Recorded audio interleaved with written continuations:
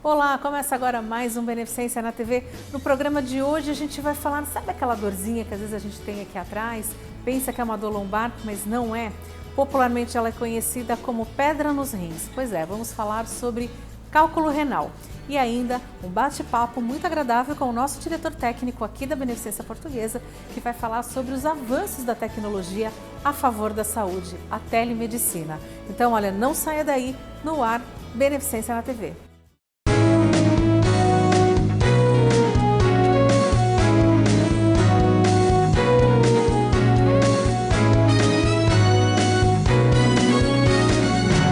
Beneficência na TV.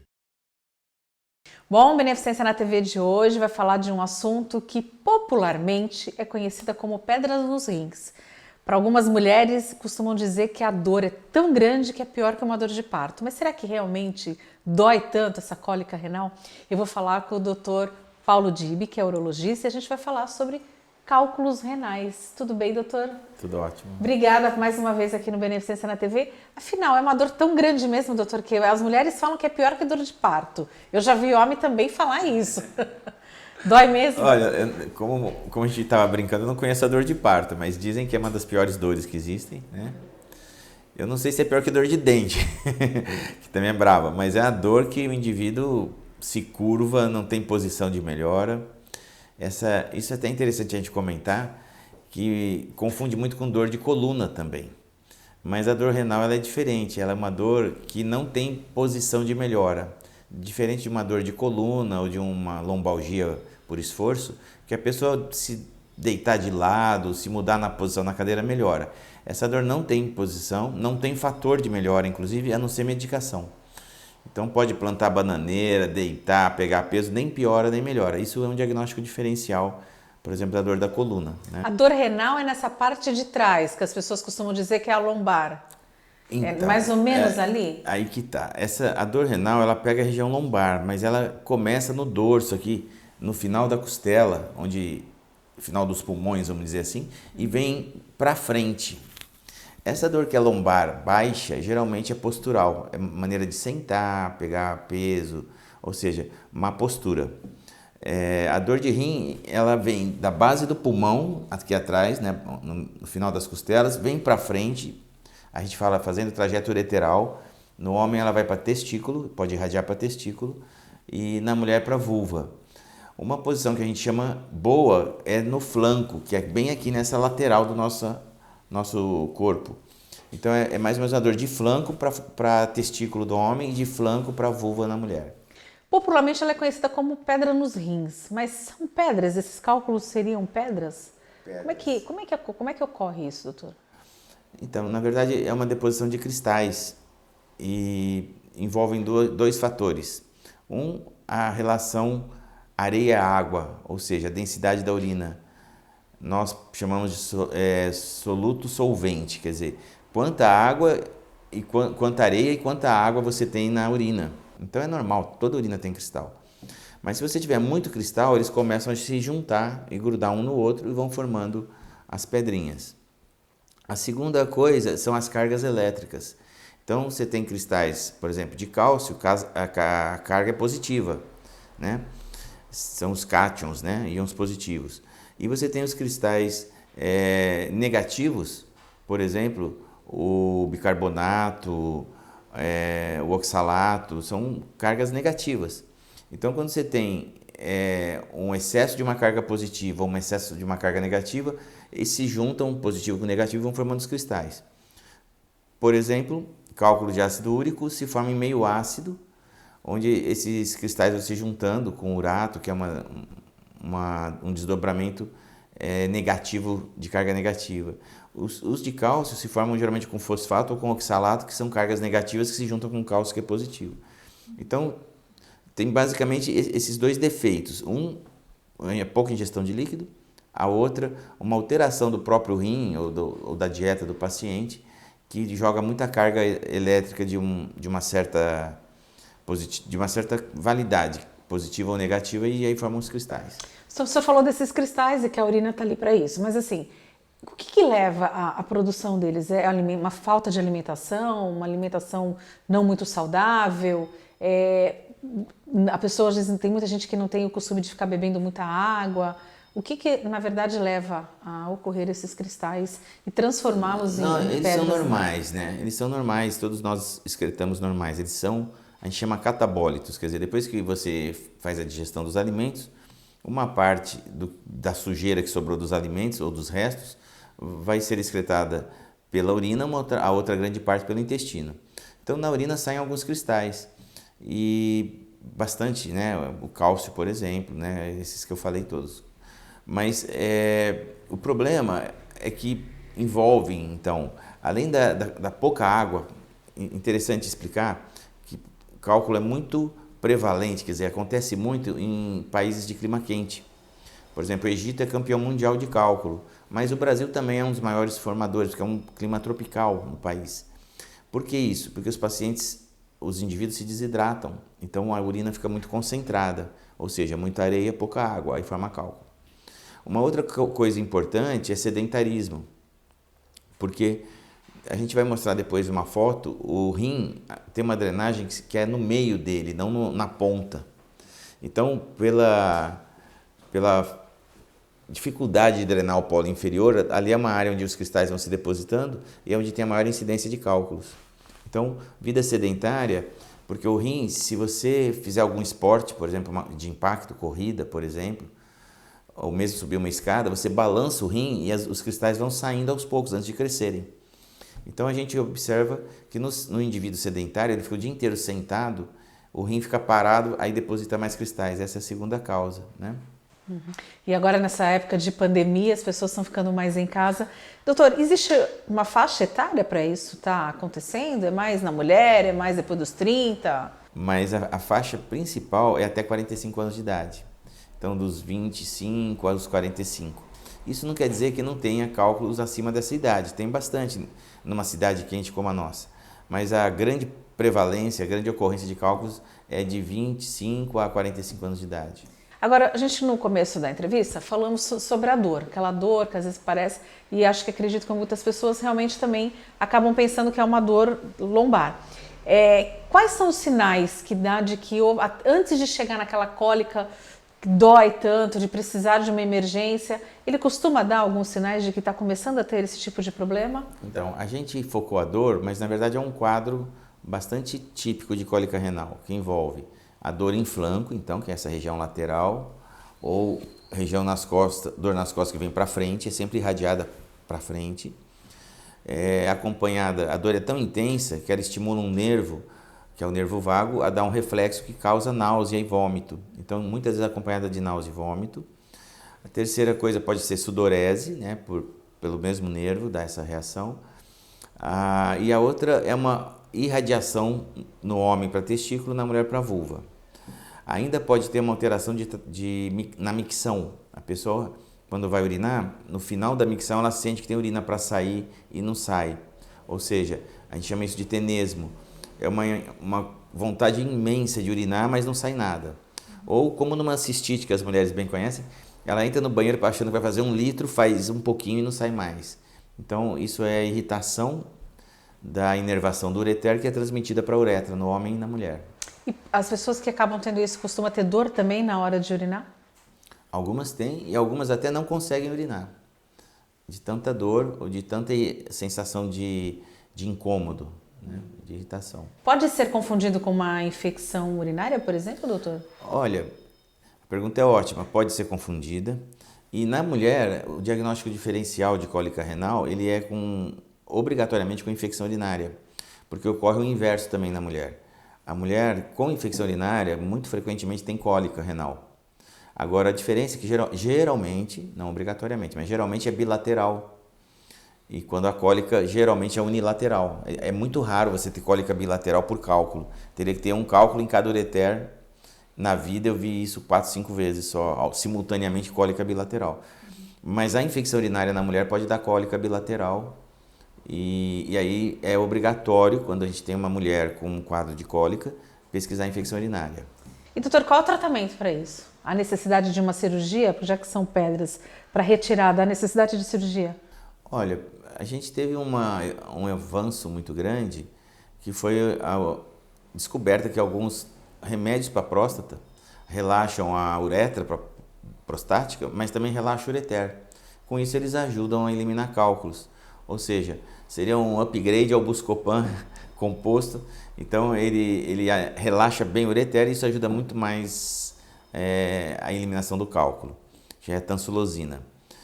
Fora isso, o tratamento é cirúrgico, mas o tratamento cirúrgico hoje é revolucionário, né? É coisa que parece um videogame, a gente brinca, porque você tem aparelhos, que depois a gente vai mostrar também, que hoje você entra da uretra até o rim com um aparelhinho fininho, mais fino que a carga de uma caneta Bic, e flexível, aí com laser, por dentro desse aparelho passa o laser e passa uma pinça. E com isso você consegue entrar dentro do rim até, se for o caso, ou em qualquer lugar do ureter, quebrar, ver a pedra com o aparelho, passar o laser por dentro dele, quebrar a pedra com laser e remover esses fragmentos com uma outra pinça que passa por dentro dele, que é como uma cesta que puxa e tira as pedras. Feita essa cirurgia, a pessoa pode acabar tendo uma reincidência, pode voltar daqui a alguns anos, ou ela está totalmente curada disso? Não corro mais esse risco de ter pedras nos rins. Não, quem teve um cálculo renal tem 10 vezes mais chance de ter outro cálculo do que quem nunca teve. Agora em algumas pessoas, na maioria, você pode corrigir isso. Como? Ingerir uma média de 3 litros de líquido por dia. Água, né? Não obrigatoriamente água, mas 3 litros de líquido. Pode ser chá, suco, água. Praticar algum esporte de impacto, ou pelo menos subir a escada várias vezes ao dia, para o rim balançar e ajudar a saírem os cristais. E o terceiro, usar alimento ácido na preferência. Por que alimento ácido? 90% dos cálculos não são ácidos. Então, se você usar alimento ácido, você tira o cálcio da urina e joga o cálcio de volta para o sangue e vai excretar a substância ácida, o hidrogênio. Só 10% dos cálculos são de ácido úrico. Aí, nesse caso do ácido úrico, você tem que inverter, você tem que usar alimento alcalino, quer dizer, alcalinizar a urina. Então, aí você pode usar o bicarbonato de sódio, de potássio, tem várias opções. Mas como 90% são de cálcio, em geral, você usando alimento ácido diminui bastante também a formação. O que seria alimento ácido? Suco de laranja ou de limão, ambos têm a mesma eficácia, apesar de a gente achar que o limão é mais ácido, e você usar isso 2 a 3 vezes por dia, um copo de suco de fruta ácida. A pessoa que costuma ter as famosas pedrinhas nos rins, eu sofro de cálculo renal, não houve necessidade de fazer uma cirurgia ainda, mas ela faz um tratamento. Esse tratamento ele acaba sendo para a vida toda, ela pode ter uma vida normal? Sim. A gente falou das causas básicas de cálculo, mas, por exemplo, tem um distúrbio hormonal que é de uma glândula chamada paratireoide, que fica atrás da tireoide.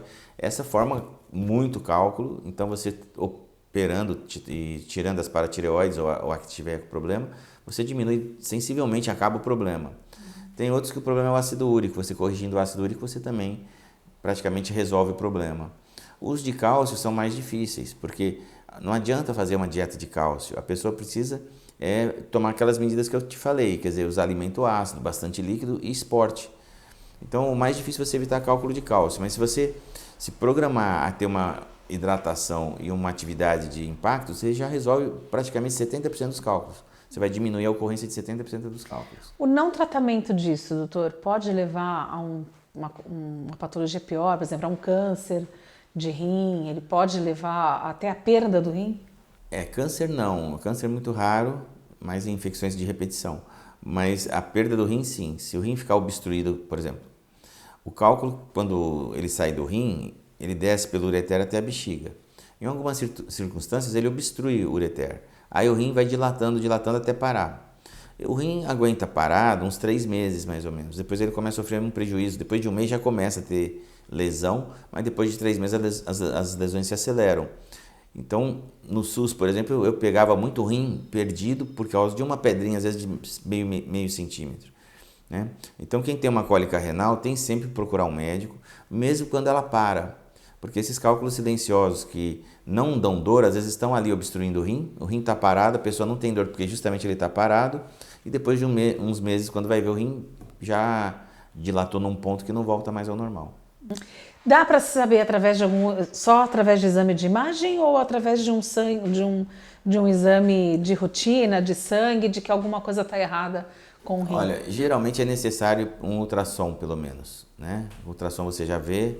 O exame ideal sempre para avaliar cálculo renal é tomografia simples, sem contraste. Contraste só em casos especiais. Mas com ultrassom você já consegue ver um rim dilatado que está parado, que tem algum problema no meio do caminho. Aí você vai pesquisar para ver onde está a obstrução, qual que é o problema. Doutor, só para a gente encerrar, como eu falei no início da entrevista também, as pessoas, a gente está vivendo ainda numa época de pandemia. Então, principalmente os idosos estão ficando mais em casa por serem grupo de risco e algumas outras pessoas também, outras estão trabalhando home office. E aí o senhor fala de sobe uma escada, de se movimenta, que é para o rim não ficar totalmente sem movimento. Como faz aquela pessoa que está em casa, principalmente um idoso, que não está saindo, ou uma pessoa que tem comorbidade, para que não tenha nenhum outro tipo de, nenhum problema renal? Olha, as pessoas que têm propensão, as que não têm propensão, simplesmente manter bem hidratado, né? Isso é uma coisa importante, principalmente no idoso. O idoso, com o passar dos anos, ele vai perdendo a sensação de sede. Por isso, nos verões, por exemplo, da Europa, morrem tantos idosos, porque eles moram sozinhos, eles esquecem de beber água, não sentem sede e morrem desidratados. Então, o que é importante no idoso, ele beber água por horário, por exemplo. Vou tomar um copo d'água a cada 2 horas, por exemplo. E isso é muito importante. Ele se mantendo hidratado já vai ajudar muito. A segunda coisa, alimento ácido, pode usar um suco de laranja, de limão, maracujá, abacaxi, o que ele quiser 2, 3 vezes por dia. Agora, o esporte de impacto, o que ele pode fazer é caminhar já em casa, já vai ajudar bastante, né? Tá certo. Doutor, obrigada mais uma vez pela sua participação aqui. Espero poder contar com o senhor em outros programas. Aliás, já quero deixar um convite. Novembro está chegando, Novembro Azul. A gente está na hora de falar também para os homens sobre o câncer de próstata, né? Ah, com certeza, né? É uma marca da Sociedade Brasileira de Urologia que a gente tem que perseverar. Já estamos tendo bons resultados com isso. Tá certo. Obrigada mais uma vez. E olha, você não sai daí. Próximo bloco eu volto com mais Beneficência na TV. Até já. Estamos apresentando Beneficência na TV. A Sociedade Portuguesa de Beneficência é referência no atendimento médico hospitalar. São dezenas de especialidades médicas, centro cirúrgico capacitado para cirurgias de todos os graus de complexidade, apartamentos totalmente climatizados, exames de imagem, hemodinâmica, centro cirúrgico oftalmológico, pronto-socorro. A humanização e a excelência no atendimento são as bases de atuação da Sociedade Portuguesa de Beneficência. Voltamos a apresentar Beneficência na TV. De volta com Beneficência na TV e agora eu vou conversar com ele, que é o nosso diretor técnico aqui da Beneficência Portuguesa, meu querido doutor Mário Cardoso. Tudo bem, doutor? Tudo bom, Cris? Tudo. É sempre um prazer enorme estar podendo fazer uma entrevista com o senhor, estar sempre conversando. Aliás, nossas conversas sempre são bem prazerosas e a gente aprende bastante, né? Realmente é um prazer muito grande estar com você, estar com os nossos telespectadores. Acima de tudo, porque a discussão é saudável, é saúde. É saúde, é verdade. E por falar em saúde, a Beneficência está sempre saindo na frente, né? Em tudo. A gente teve recentemente aqui os 161 anos, nova ala, aquisição de novo equipamento. Mas a Bene agora está usando a tecnologia cada vez mais a favor da saúde, da cura do paciente, que foi a introdução da telemedicina aqui no pronto-socorro, principalmente para pacientes com suspeitas de AVC. Qual a importância de estar se usando uma telemedicina dentro de um hospital, doutor? Eu acho que a grande importância disso se resume no ser da beneficência. Nós estamos sempre procurando novidades técnicas ou avanços como, por exemplo, o música nos jardins, certo? Porque a medicina busca, na beneficência portuguesa, ou a beneficência na medicina, busca o amparo, busca o carinho, busca o amor, porque nós não vamos conseguir nada sem primeiro nos preocuparmos com o ser humano. E é nessa preocupação que nós buscamos qualidade e tecnologia de ponta. Mas não podemos esquecer, nessa tecnologia, que ela se destina a um ser humano. Então, a telemedicina foi uma das coisas que nos deu muito prazer. Telemedicina já existe por aí em alguns outros países, em algumas outras cidades que não Santos. Santos nós somos os pioneiros. Mas o que mais existe é aquela maquininha, um robozinho e o paciente. Quer dizer, se abstraiu disso o que nós consideramos essencial na medicina, que é a relação médico-paciente. Então, a telemedicina na beneficência não abre mão do médico ao lado do doente. A telemedicina na beneficência é um reforço, é um apoio, é buscar o algo mais. O doente chega aqui, é uma suspeita de AVC, um especialista generalista em urgência vai atender esse paciente, vai suspeitar e vai contactar com um neurologista à distância. E os dois estarão sempre, o generalista ao lado do doente e o outro através da telemedicina, apoiando o médico generalista, certo? E esse doente vai ser atendido, se for, como é o caso agora específico, para o projeto de acidentes vasculocerebrais, já vai à tomografia, vai comprovar na tomografia a existência, que é um AVC isquêmico, não hemorrágico, porque senão a conduta será outra, um AVC isquêmico, e ele vai sofrer uma trombólise, que é a lise do tumor pela injeção do Actilise, uma droga própria para fazer essa lise, a destruição do tumor. Tem um tempo, e por isso é importante o tempo, não se gastar tempo do profissional, vir até aqui e ficar esperando o paciente, essas coisas todas. Porque se em 4 horas e meia não se proceder à injeção de Actilise, o trombo não será mais desfeito. Certo. Isso é um avanço extremamente importante para um hospital, principalmente com a Beneficência Portuguesa, porque tem se ouvido falar muito em telemedicina, em consultas através de vias remotas, até devido a essa pandemia.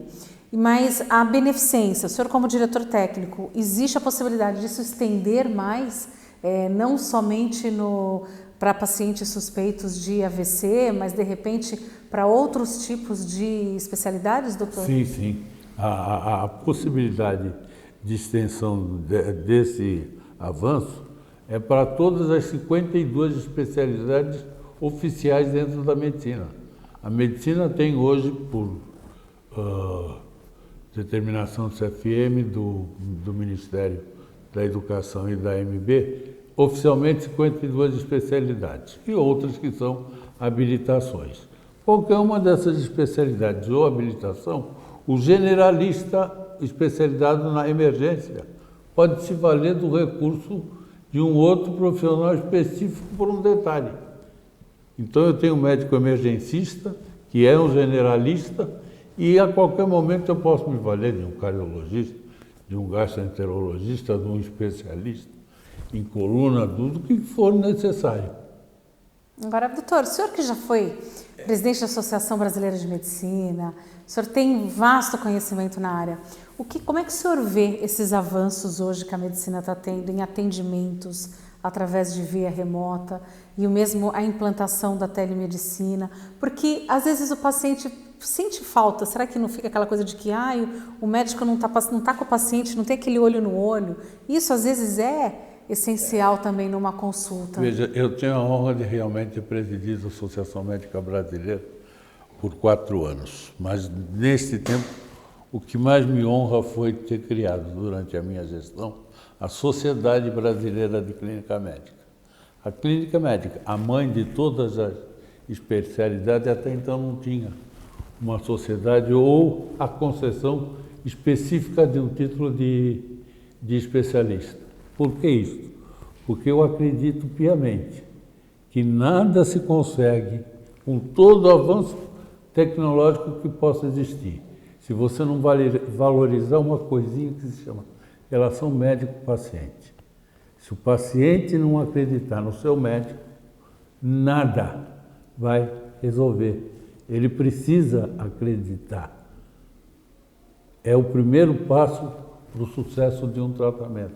Você vê pessoas e já foram, não, eu fiz uma, eu fiz a segunda opinião, a terceira, a quarta, e tudo a mesma especialidade. E no final está perdido em tantas opiniões que ele conseguiu. Por quê? Porque ele não conseguiu se identificar com nenhum dos médicos que o atendeu. Então é importante, o avanço tecnológico é fundamental, mas nós não podemos abrir mão da relação do médico com o paciente. Isso chama-se humanização também, né, doutor? Doutor, antes da gente encerrar, nós já estamos aqui perto do Dia do Médico, que é comemorado nesse mês de outubro, e eu queria que o senhor falasse assim, o que mudou do médico, de quando o senhor se formou, para o médico hoje, de 2020, que está vivendo uma pandemia. Olha, eu até pela presidência da associação, eu tive a oportunidade de conviver com médicos de renome indiscutíveis, Adib Jatene, aqui da região do Domingos Pinto, Sabin, e convivo com os meus colegas de hoje. Eu, no médico homem, não vejo diferença nenhuma. É a mesma dedicação, é o mesmo sonho, o mesmo ideal, é a mesma entrega, é uma vocação. Há uma não discutível avanço tecnológico, conhecimento tecnológico e até conhecimento científico que nos foi proporcionado pelos passos daqueles homens. Nós hoje não faríamos uma cirurgia cardíaca se não tivesse um Jatene, se não tivesse um Zerbini ou um Domingos Pinto, que foi o pioneiro na cirurgia cardíaca no Brasil, aqui na Santa Casa de Santos. Certo? Dedicação sim, porque aquele pioneirismo aqui foi desenvolvido com uma máquina extracorpórea feito nas garagens da City, então City, que era a companhia de bondes. A identidade tem que ser muito parecida enquanto ser humano, e por isso a beneficência se dedica hoje muito à humanização. O conhecimento científico é ano a ano, hoje não é mais ano a ano. Hoje eu digo para você que acho que não é nem mais a mês e nem hora a hora. Daqui a pouco nós estamos evoluindo segundo a segundo e a pandemia está provando isso. No começo da pandemia se falava em 3, 4 anos para ter a vacina. Hoje já está se falando que a vacina chega em dezembro ou janeiro. Certo? Ser humano, igual. Evolução tecnológica, só tem a aplaudir. Doutor, obrigada mais uma vez por participar aqui do nosso Beneficência na TV. É sempre um prazer poder estar lhe entrevistando, levando um pouco das suas histórias, do seu conhecimento para os nossos telespectadores. Na próxima semana a gente volta com mais um Beneficência na TV, e você que está em casa, viu esse programa, quer ver essa ou outras matérias, não se esqueça, olha, o endereço está aparecendo no seu vídeo, só vê lá nas nossas redes sociais, no YouTube, no site da Benê, clica lá e acompanha essa ou outras matérias. Na próxima semana eu te espero para mais um Beneficência na TV. Até lá!